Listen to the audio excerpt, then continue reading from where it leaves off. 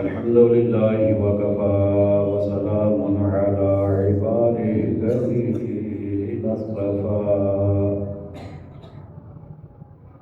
أما بعد فأعوذ بالله من الشيطان الرجيم بسم الله الرحمن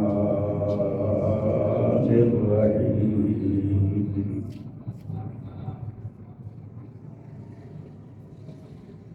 يا أيها الذين آمنوا لا تأكلوا الربا أضعافا مضاعفا واتقوا الله لعلكم تفلحون.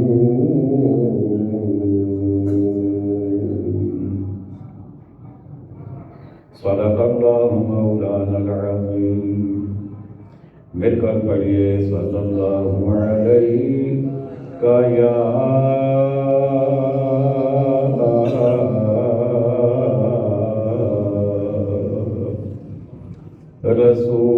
رسول اللہ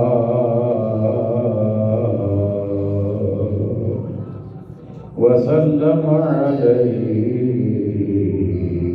یا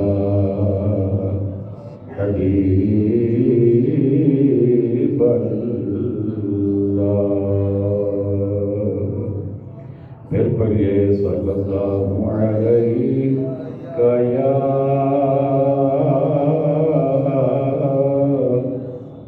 رسول اللہ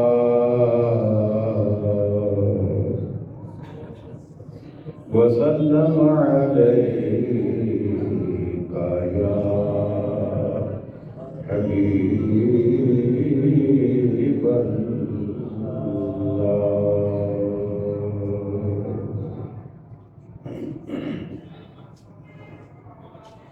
واجب صدر عظیم، سامعین محتشم، حاضرین مکرم، عشاقان مصطفیٰ کریم علیہ الصلاۃ والسلام، جان نثاران صحابہ کرام، محبان اہل بیت عظام اور عقیدت مندان اولیاء کرام، اللہ تعالیٰ کے فضل و کرم سے تفسیر قرآن کا سلسلہ جاری و ساری ہے. آج ہم نے چوتھے پارے کا 5واں رکوع سمجھنا ہے. آیت نمبر 130 سے لے کر انشاءاللہ آیت نمبر 143 تک دعا گو رہیں. خالق کائنات حق بات کہنے کی، سننے کی، سمجھنے کی، عمل کرنے کی اور آگے پہنچانے کی جانبین کو توفیق عطا فرمائے.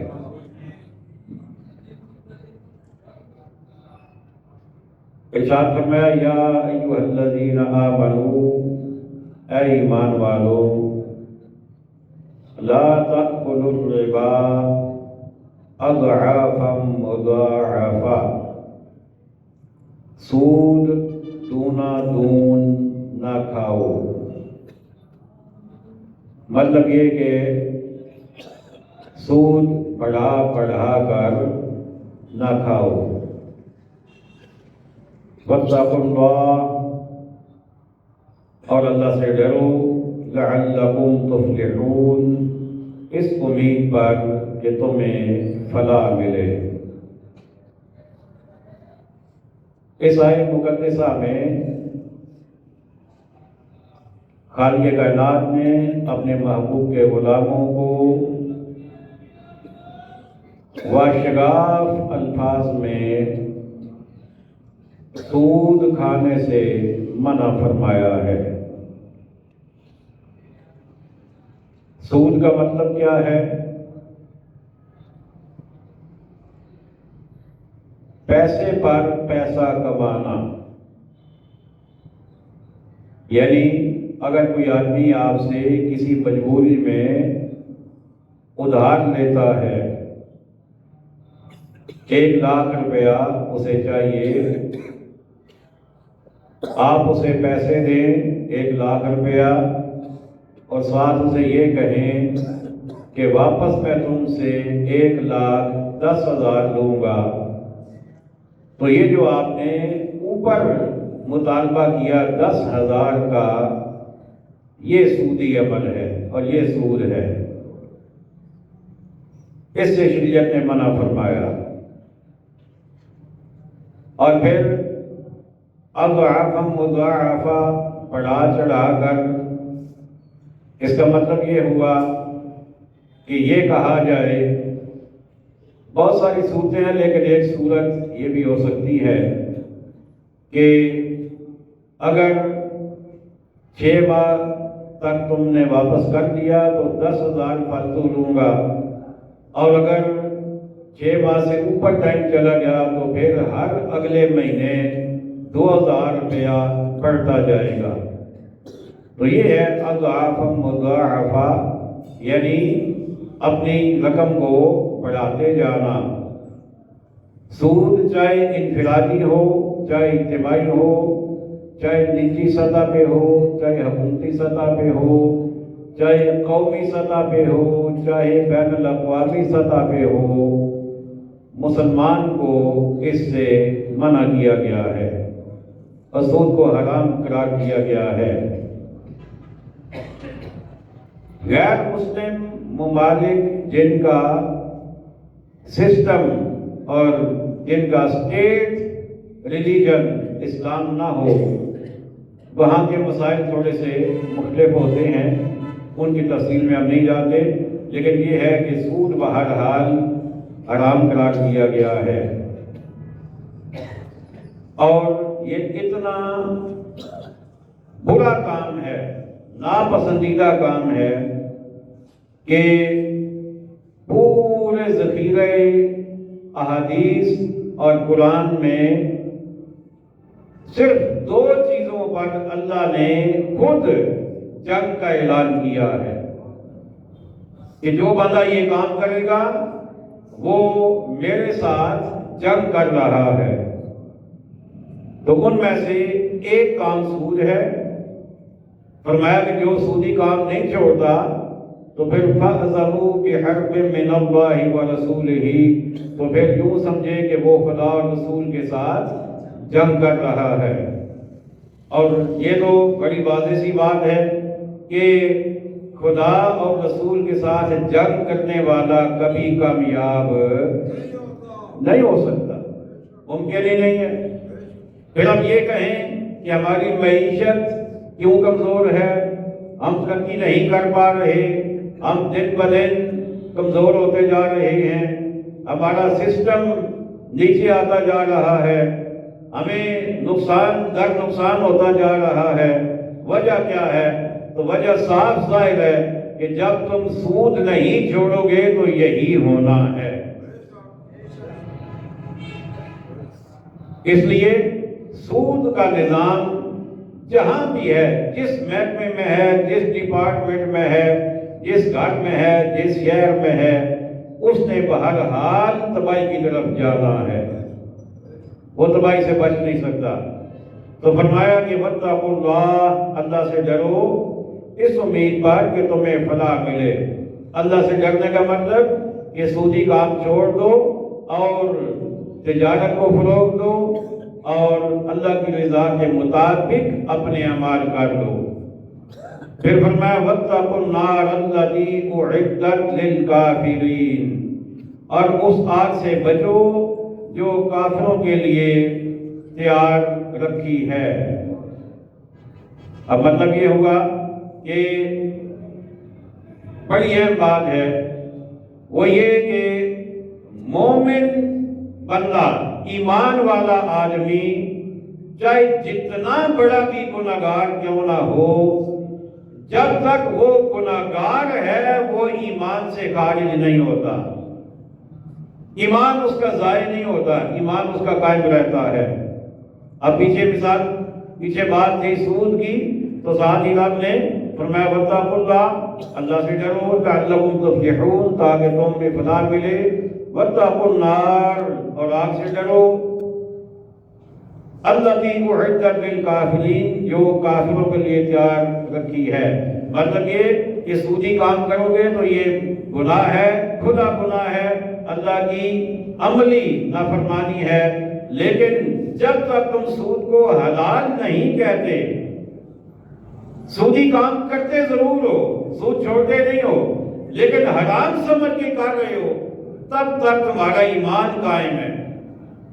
ہاں، جب تم نے سود کو حلال سمجھ لیا، اس کے بعد تمہارا ایمان رخصت ہو جائے گا۔ اور پھر اس آیت کریمہ سے ایک اور بات بھی بڑی واضح سامنے آتی ہے، وہ یہ ہے کہ واتقوا النار التی اعدت للکافرین، اور اس آگ سے بچو جو کافروں کے لیے تیار رکھی ہے۔ اس کا مطلب یہ ہوا کہ جہنم کی آگ جو ہے یہ مومن کے لیے نہیں ہے، یہ کافروں کے لیے ہے۔ جہنم رب نے بنائی ہی کافروں کے لیے ہے، اور اس کی آگ بھی کافروں کے لیے ہے، مومن کے لیے نہیں ہے۔ ہاں، اگر کوئی گناہگار اپنے گناہ سے باز نہیں آتا ہے مومن، تو اللہ اگر چاہے گا تو اسے اپنے فضل سے معاف کر دے گا، اور اگر چاہے گا تو کچھ دیر کے لیے بطور سزا اسے آگ میں بھیج کر پھر اسے واپس بلا لے گا۔ بالآخر مومن نے جنت میں جانا ہے، اور کافروں نے جہنم ہی میں رہ جانا ہے۔ وَأَطِيعُوا اللَّهَ وَالرَّسُولَ، اور اللہ اور رسول کے فرما بردار رہو، لَعَلَّكُمْ تُرْحَمُونَ، اس امید پر کہ تم رحم کیے جاؤ۔ اب کیا مطلب کہ جب اللہ کہہ رہا ہے کہ سود حرام ہے، سود منع ہے، سود ناجائز ہے، تو پھر اللہ کی اطاعت اسی میں ہے، اللہ کی فرما برداری یہی ہے کہ سود سے جان چھڑا لی جائے، سودی کام چھوڑ دیا جائے، اور رسول کی تابعداری بھی اسی میں ہے کہ سودی کام نہ کیا جائے۔ اور جب یہ اللہ رسول کی اطاعت کر لی جائے گی تو پھر تم رحم کے قابل بھی ہو جاؤ گے، اور اللہ اپنا رحم تم پر ضرور فرمائے گا۔ اچھا، اس آیت میں منع کیا گیا تھا سود کھانے سے، اب کرنا کیا ہے؟ پھر سود تو نہیں کھانا، اللہ نے منع کر دیا، جہنم سے بچنے کا کہہ دیا، آگ سے بچنے کا کہہ دیا، خدا رسول کی تابعداری کا کہہ دیا، اب عملاً ہم پھر کریں کیا؟ تو رب نے فرمایا وَسَارِعُوا إِلَىٰ مَغْفِرَةٍ مِّن رَبِّكُمْ، اور دوڑو اپنے رب کی بخشش کی طرف، اپنے رب کی بخشش کے کام کرو، جن کاموں سے اللہ کی بخشش حاصل ہوتی ہے وہ کام کرو۔ اب کیا مطلب ہوا؟ نماز پڑھو، اس سے تمہیں بخشش ملے گی، روزہ رکھو، اس سے تمہیں بخشش ملے گی، اگر صاحب نصاب ہو تو زکوٰۃ دو، اگر صاحب استطاعت ہو تو حج کرو، صدقہ کرو، خیرات کرو، تسبیحات و تحلیلات کرو، اور اللہ کا ذکر کرو، اور جھوٹ، چغلی، غیبت، رشوت، ذخیرہ اندوزی، ملاوٹ، ان سارے کاموں سے بچو۔ جب ان کاموں سے بچو گے تو اس کا مطلب یہ ہوگا کہ تم مغفرت کی طرف جا رہے ہو۔ سارعوا الی مغفرۃ من ربکم، اور دوڑو اپنے رب کی بخشش کی طرف، اور جس کی طرف وجنت، اور جنت کی طرف دوڑو۔ کس چیز کی طرف؟ سارے بولیے، اتنی دیر سے میں بول رہا ہوں، اب کچھ آپ کا بھی تو حق بنتا ہے بولنے کا۔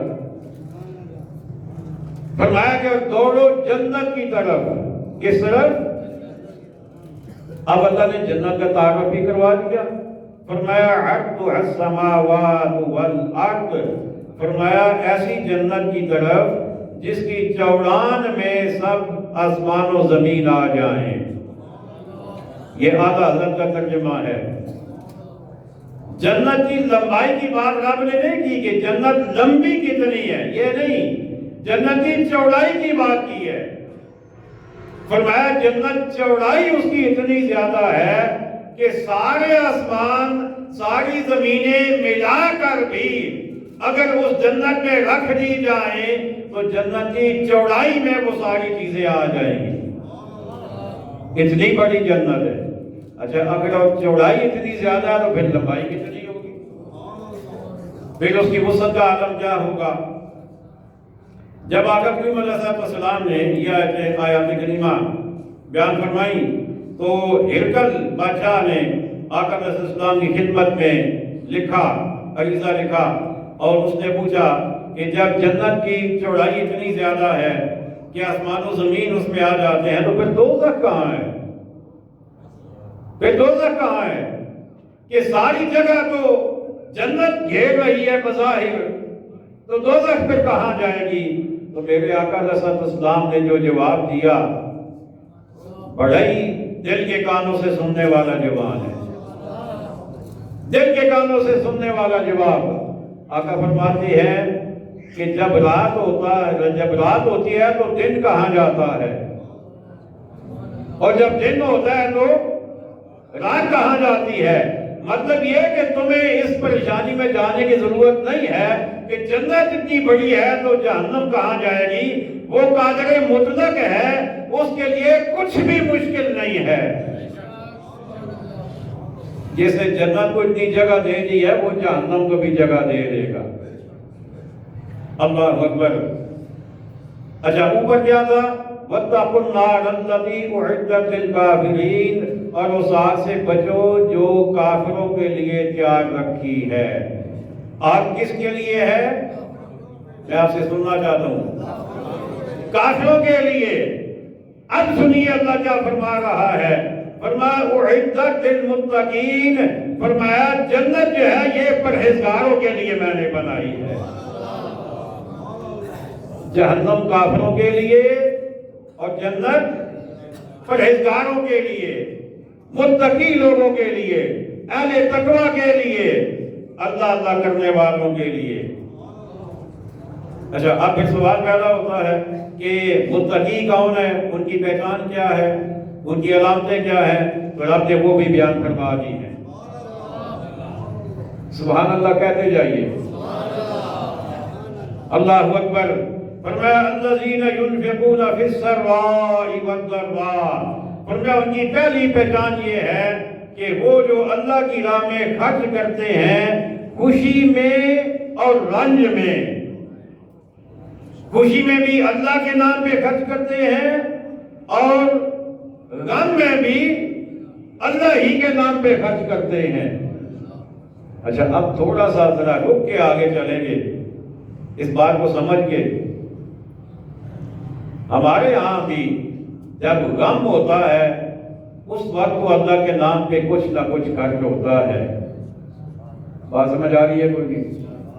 گھر میں کوئی فوتگی ہو جائے تو چلو جی آپ ختم پڑھائیں, بچے بلائیں مدرسے سے بچے بلائیں, انہیں کھانا کھلا دیا, مدرسے میں کھانا بھیج دیا, کسی کی خدمت کر لی, کسی بیوہ یتیم کو کوئی کپڑے لے کر دے دیے.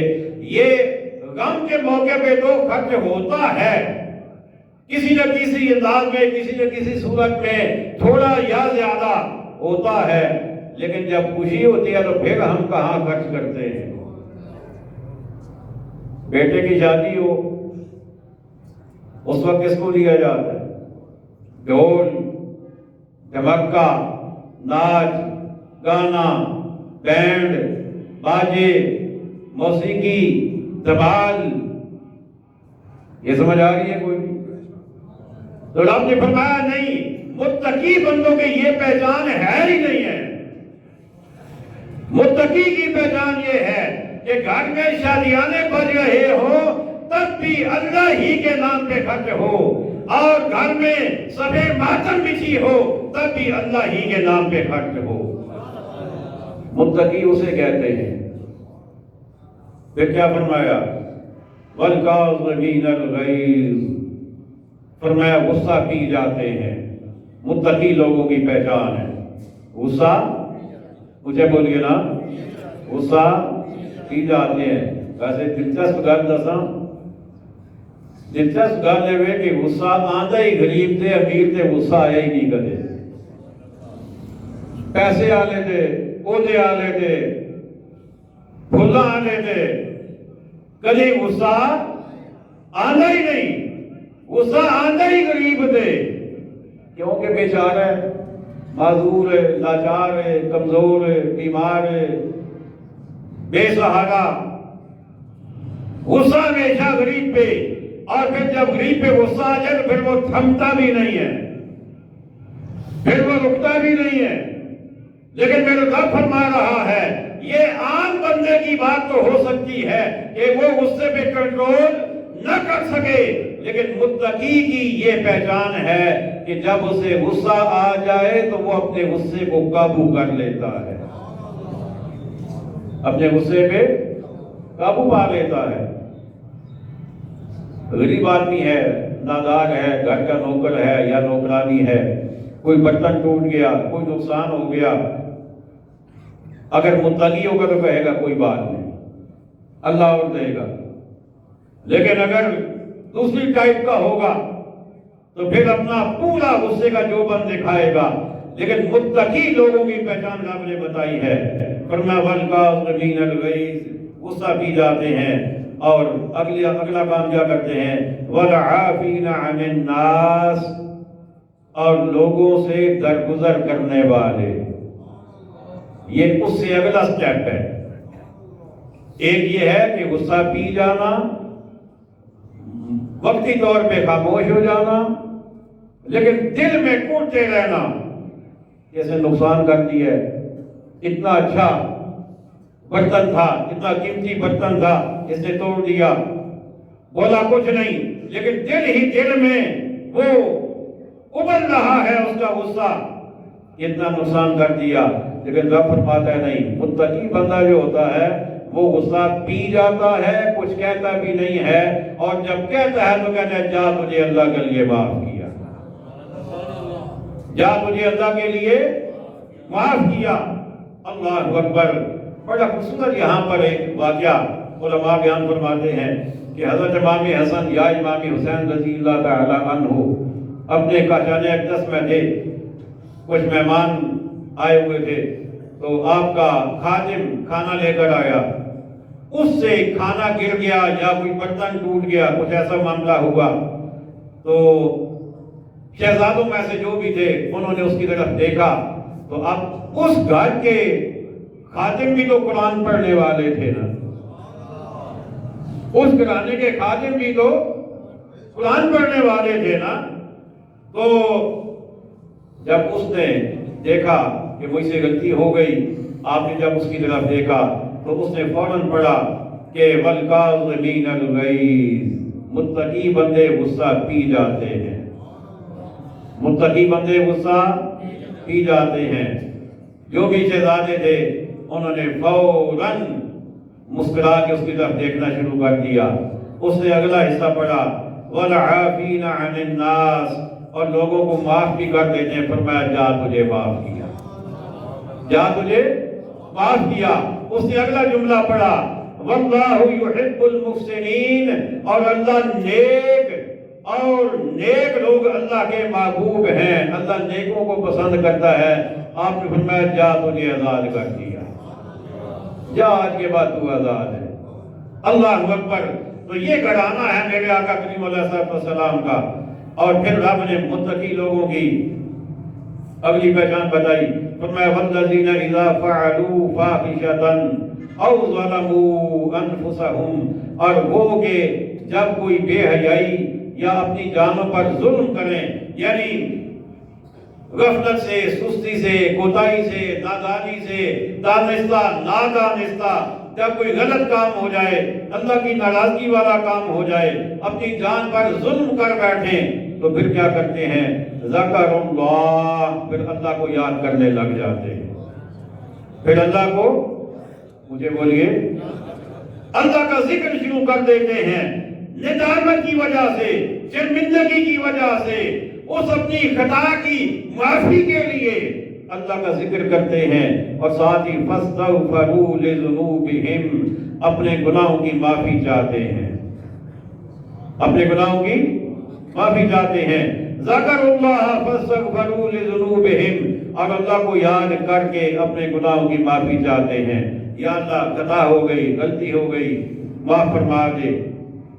یہ بھی متقی لوگوں کی پہچان ہے۔ اور کیوں ایسا کرتے ہیں؟ اس لیے کہ وہ جانتے ہیں وَمَن يَغْفِرُ الذُّنُوبَ إِلَّا اللَّهُ، اللہ کے سوا کوئی گناہ بخشنے والا نہیں ہے۔ اللہ کے سوا کوئی گناہ بخشنے والا نہیں ہے۔ اور اگلا جملہ جو ہے وہ بڑا خاص ہے۔ ویسے تو پورا قرآن ہی خاص ہے، لیکن ہم اپنی سمجھ کے اعتبار سے کہ ہمیں اپنے لیے کیا لائن اختیار کرنی چاہیے، ہمارا طرز عمل کیا ہونا چاہیے۔ اب ایک تو یہ ہے کہ گناہ ہو جائے، خطا ہو جائے، فوراً نادم ہو کے اللہ کا ذکر کریں اور اپنے گناہوں کی معافی چاہیں۔ اور اس سے اگلی بات فرمایا وَلَمْ يُصِرُّوا عَلَى مَا فَعَلُوا وَهُمْ يَعْلَمُونَ، اور اپنے کیے پر جان بوجھ کر اڑ نہ جائیں۔ اپنے کیے پر جان بوجھ کر اڑ نہ جائیں، یعنی متقی لوگوں کی یہ پہچان ہے کہ ان سے گناہ ہو جائے تو وہ اس پر اڑتے نہیں ہیں، ڈٹ نہیں جاتے کہ کیا ہوئی گیا جی، پھر بندہ ہی ہے نا، غلطی ہوئی تو کیا ہویا، یہ نہیں، گناہ ہو جائے جس کے ساتھ بھی ان کا معاملہ ہو اس سے بھی معافی طلب کرتے ہیں اور اللہ سے بھی معافی طلب کرتے ہیں۔ وہ اپنے گناہ پہ اڑتے نہیں ہیں، اس پر اصرار نہیں کرتے، اس پہ ڈٹ نہیں جاتے۔ اچھا چلے تھوڑا سا میں نا ایک مثال آپ کو دے دوں تاکہ آپ کو بات اور واضح ہو جائے کہ اللہ تعالیٰ نے جب حضرت آدم علیہ السلام کو بیدیہ کے الفاظ ہیں کہ اللہ تعالیٰ نے آدم علیہ السلام کو اپنے دست قدرت سے بنایا، پھر انہیں فرشتوں کو حکم دیا کہ سجدہ کرو آدم کو، سب نے سجدہ کیا الا ابلیس، سوائے ابلیس کے، باقی سب نے سجدہ کیا۔ اب جب اللہ نے پوچھا اس سے کہ اے ابلیس تو نے سجدہ کیوں نہیں کیا، تو اب یہاں سے ہمارا سبق ہمیں ملتا ہے، وہ یہ ہے کہ جب اس سے پوچھا کہ تو نے سجدہ کیوں نہیں کیا جب میں نے حکم دیا، تو اس نے اب اسے چاہیے کیا تھا، وہ فوراً معافی مانگ لیتا نا، یا اللہ معاف کر دے، غلطی ہو گئی، آئندہ غلطی نہیں کروں گا، نافرمانی ہو گئی ہے۔ لیکن نہیں، اس نے کہا کہ میں کیوں سجدہ کروں آدم کو، آدم مٹی سے بنا ہے، میں آگ سے بنا ہوں، مٹی کم درجہ کی ہے، آگ اعلیٰ درجہ کی ہے، میں ادنا کو سجدہ کیسے کر سکتا ہوں؟ یعنی دلیلیں دینا شروع کر دی، اپنے گناہ پہ اڑ گیا، اپنے گناہ پہ اڑ گیا، ڈٹ گیا اپنے گناہ پہ۔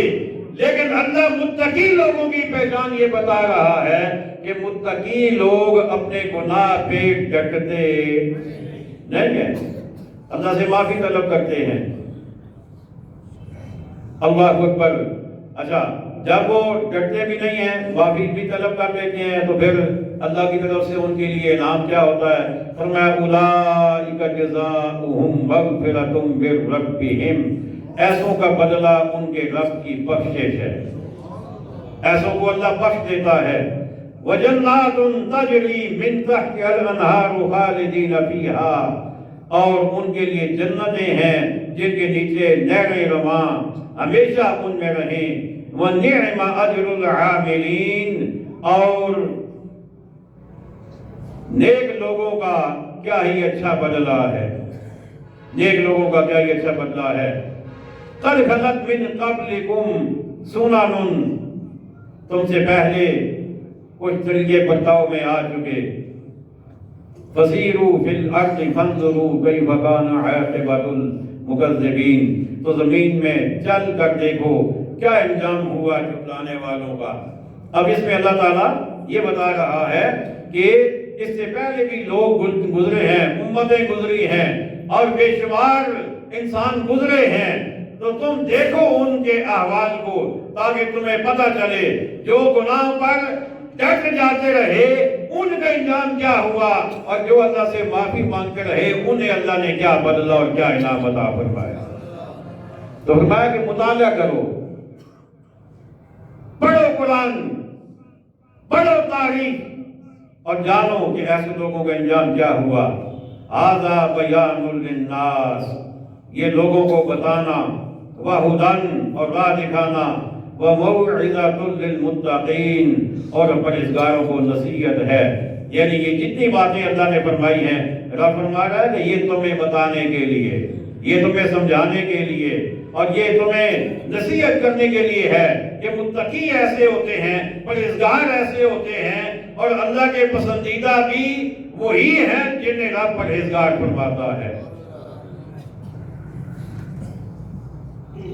वला तहिनु वला तहज़नु व अंतुमुल अअलौना इन कुंतुम मुमिनीन, और न सुस्ती करो न गम खाओ, तुम ही गालिब आओगे अगर ईमान रखते हो।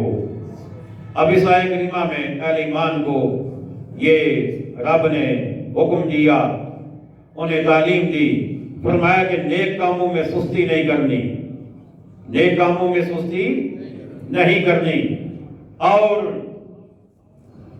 अगर तुमसे गलतियां हो जाएं, कोताहियां हो जाएं और तुम अल्लाह से माफी मांग लो तो फिर तुमने गम भी नहीं करना। अल्लाह ताला बख्शने वाला है और मेहरबान है।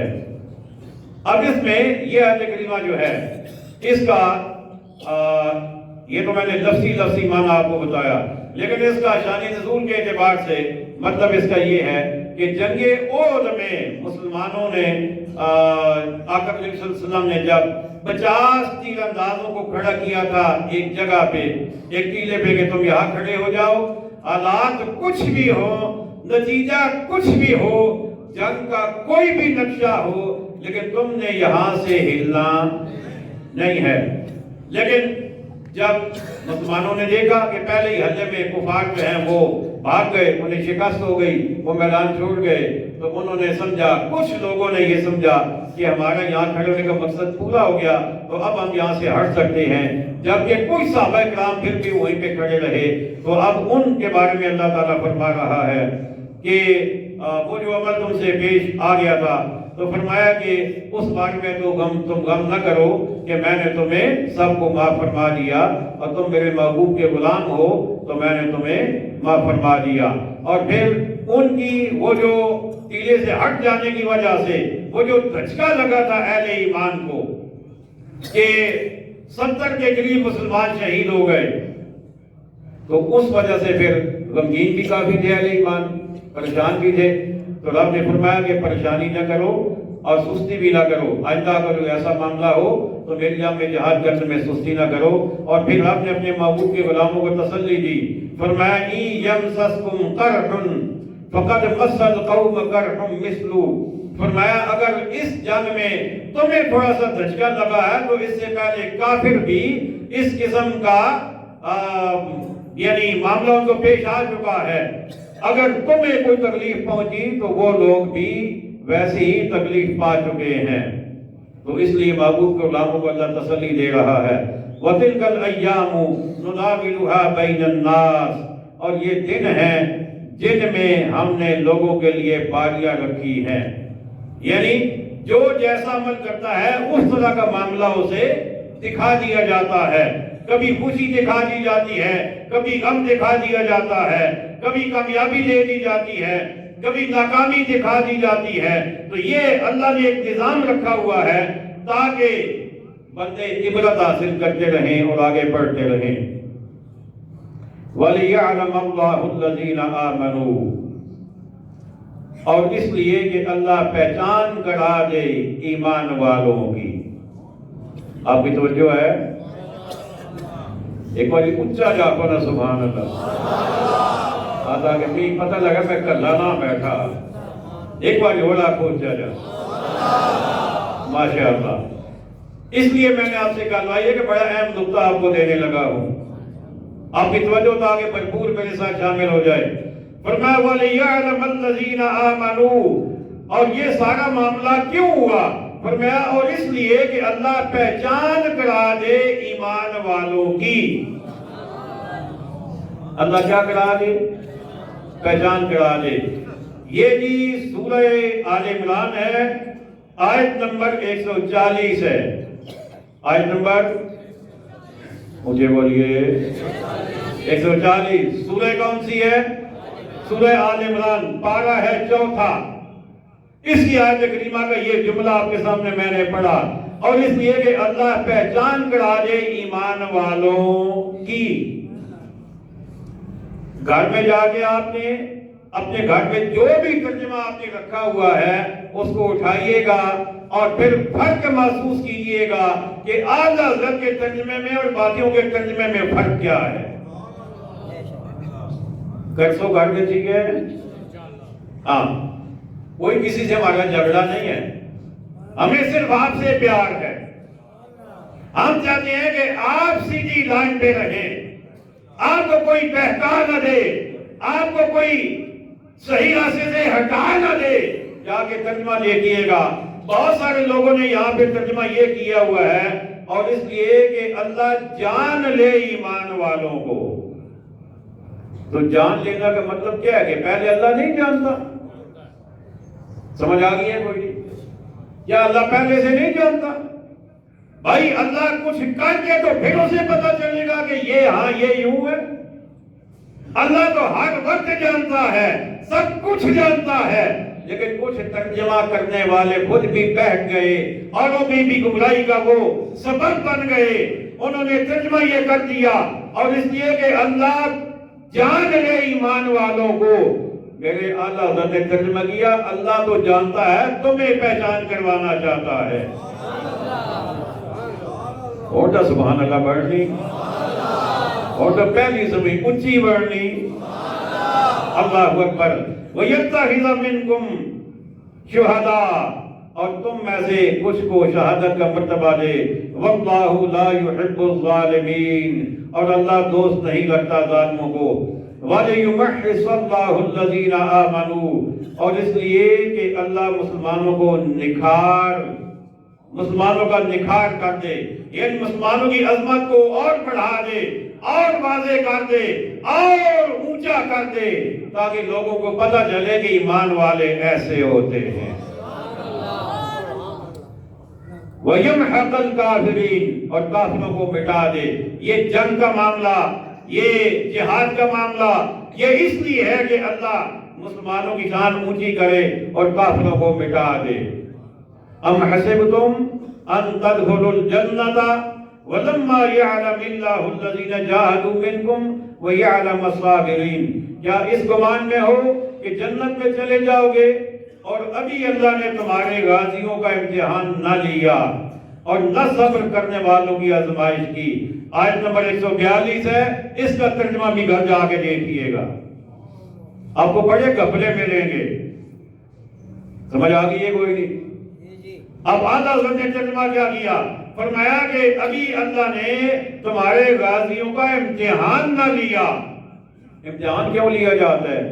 امتحان یہ جاننے کے لیے نہیں لیا جاتا کہ امتحان لینے والے کو پتہ چل جائے، بلکہ امتحان اس لیے لیا جاتا ہے کہ اوروں کو پتہ چل جائے کہ امتحان دینے والا کیسا ہے۔ اللہ امتحان دے رہا ہے اوروں کو دکھانے کے لیے، لیکن یہاں بھی کچھ لوگوں نے غلط ترجمہ کیا ہے۔ انہوں نے ترجمہ یہ کیا، اور اللہ جان لے تم میں سے جہاد کرنے والوں کو۔ تو کیا اللہ پہلے نہیں جانتا؟ لوگ ہمیں کہتے ہیں مولویوں کے جھگڑے ہیں جی، ہم کہتے ہیں مولویوں کے جھگڑے نہیں ہیں، ایمان کا مسئلہ ہے، ایمان کا مسئلہ ہے۔ وَيَعْلَمَ الصَّابِرِينَ، اور نہ صبر والوں کی آزمائش کی۔ وَلَقَدْ كُنْتُمْ تَمَنَّوْنَ الْمَوْتَ مِنْ قَبْلِ أَنْ تَلْقَوْهُ، اور تم تو موت کی تمنا کیا کرتے تھے اس کے ملنے سے پہلے۔ فَقَدْ رَأَيْتُمُوهُ وَأَنْتُمْ تَنْظُرُونَ، اور اب وہ تمہیں نظر آئی آنکھوں کے سامنے۔ اللہ ہمیں عقائد صحیحہ ہمارے ساتھ لگی توفیق عطا فرمائے۔ وَمَا عَلَيْنَا إِلَّا الْبَلَاغُ الْمُبِينُ۔